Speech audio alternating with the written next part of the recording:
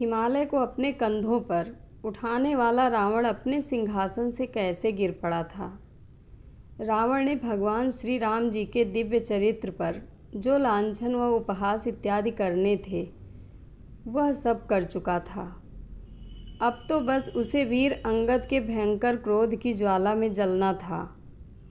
रावण को क्या पता था कि इससे पूर्व आए वानर श्री हनुमान जी ने तो केवल लंका को ही अग्नि की भेंट चढ़ाया था, लेकिन वीर अंगद तो अपने शब्द बाणों से रावण के हृदय को ही लंका की भांति भस्म कर रहे हैं।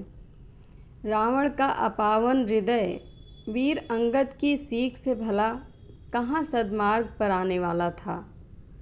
यह तो वीर अंगद को श्री राम जी की ही आज्ञा नहीं थी। नहीं तो वीर अंगद तो ऐसे महान बलशाली हैं कि वह तो संपूर्ण लंका का विध्वंस करके रावण को मारकर माता सीता जी को अपने साथ लेकर श्री राम जी के श्री चरणों में पहुंच सकते हैं। लेकिन उनकी इस बेबसी का कोई उपचार भी तो नहीं था, इसलिए उन्हें स्वयं के क्रोध को किसी प्रकार से तो प्रकट करना ही था। सो उन्होंने भले ही रावण के मुख पर घूंसा नहीं मारा, लेकिन पृथ्वी पर मुक्का मारने से तो मनाही नहीं थी।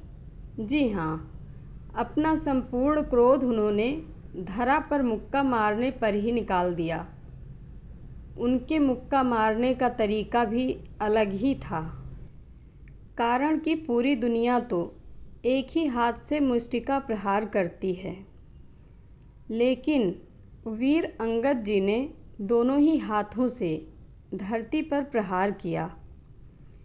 कटकटान कपि कुंजर भारी, दुह भुजदंड तमक महिमारी, डोलत धरन सभा सदिख से, चले भाज भय मारुति ग्रसे। वीर अंगद ने जैसे ही अपने भुजदंडों से पृथ्वी पर प्रहार किया, वैसे ही पृथ्वी हिलने लगी, जिस कारण सभी सभासद जहाँ तहाँ गिरने लगे और भय रूपी पवन से ग्रस्त होकर भाग खड़े हुए।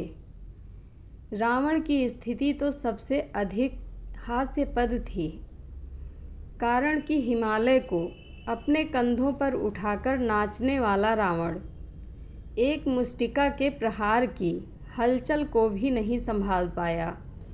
रावण भी अपने आसन से धड़ाम से दूर जा गिरा। कोई उसे बचाने के लिए भी आगे नहीं आया।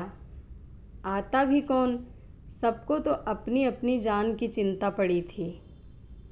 रावण के सभी सेवक व सहायक वीर अंगद के एक मुष्टिका प्रहार से ही तितर बितर हो गए। उन्हें तो वीर अंगद का भला मानना चाहिए था कि उन्होंने अपना मुक्का रावण के मुख पर ना मारकर धरती पर ही मारा था, नहीं तो निश्चित ही रावण के 10 सिरों के चीथड़े उड़ जाने थे। लेकिन कमी तो अभी भी नहीं बची थी, कारण कि रावण के 10 सिर भले ही ना उड़े हों, लेकिन उन सिरों पर रखे मुकुट अवश्य ही हवा में उछलकर इधर उधर बिखर गए। सभी में ऐसी भगदड़ मची थी कि रावण के मुकुटों पर किसी के भी पैर पड़ रहे थे। बच्चे जिस प्रकार से गेंद को पैरों से इधर उधर फेंकते हैं, ठीक वैसे ही रावण के मुकुट भी राक्षसों के पैरों तले धक्के खा रहे हैं। रावण ने अपने मुकुटों को यूं दर दर की ठोकरें खाते देखा तो वह तत्काल प्रभाव से उन्हें उठाकर संभालने लगता है। उसे देखकर ऐसा लग रहा था मानो कोई भिखारी किसी बारात के इनाम में लुटाए पैसों को लूटता है। रावण ने कुछ एक मुकुटों को तो उठाकर अपने सिरों पर सजा लिया और 2-4 मुकुट बचे थे, उन्हें वीर अंगद ने उठा लिया। इसलिए नहीं कि उन्हें उन मुकुटों को अपने सिरों पर सजाना था, अपितु इसलिए कि वीर अंगद ने उन मुकुटों को प्रभु श्री राम जी के चरणों में पहुंचाना था। वीर अंगद ने यही किया। उन मुकुटों को उठाकर श्री राम जी की दिशा में हवा में उछाल दिया और दिखा दिया कि हे रावण, देख, जिन मुकुटों को तू अपने सिर पर सजाता रहा वे श्री राम जी के श्री चरणों में जाने को कितने व्याकुल थे। गिरत संभारि उठा दस्कंधर, भूतल परे मुकुट अति सुंदर। कछु तेहि लय निज सिरहि संवारे, कछु अंगद प्रभु पास पवारे। मुकुटों को आता देखकर वानर भागे। वह सोचने लगे कि हे विधाता, क्या दिन में ही उल्कापात होने लगे, अथवा क्या रावण ने क्रोध करके 4 वज्र चलाए हैं जो बड़े वेग से आ रहे हैं। यह देख श्री राम जी ने हंसकर कहा कि डरो नहीं, ये ना उल्का है ना वज्र है और ना केतु या राहु ही हैं।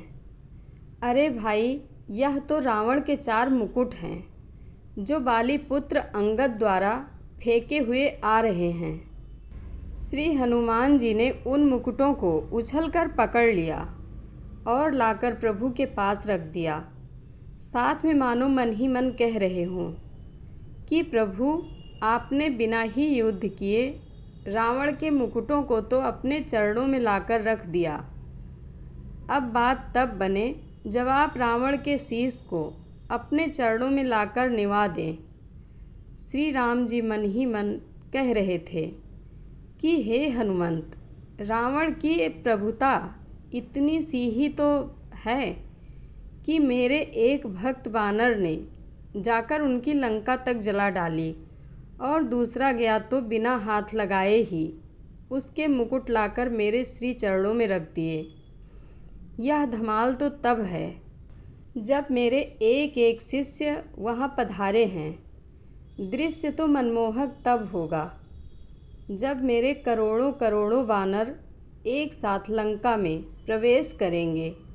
तब रावण की प्रभुता की क्या दिशा व दशा होगी, यह तो समय ही निर्धारित करेगा। जय श्री राम। कथा अच्छी लगे तो कमेंट बॉक्स में अपनी राय ज़रूर दें। धन्यवाद।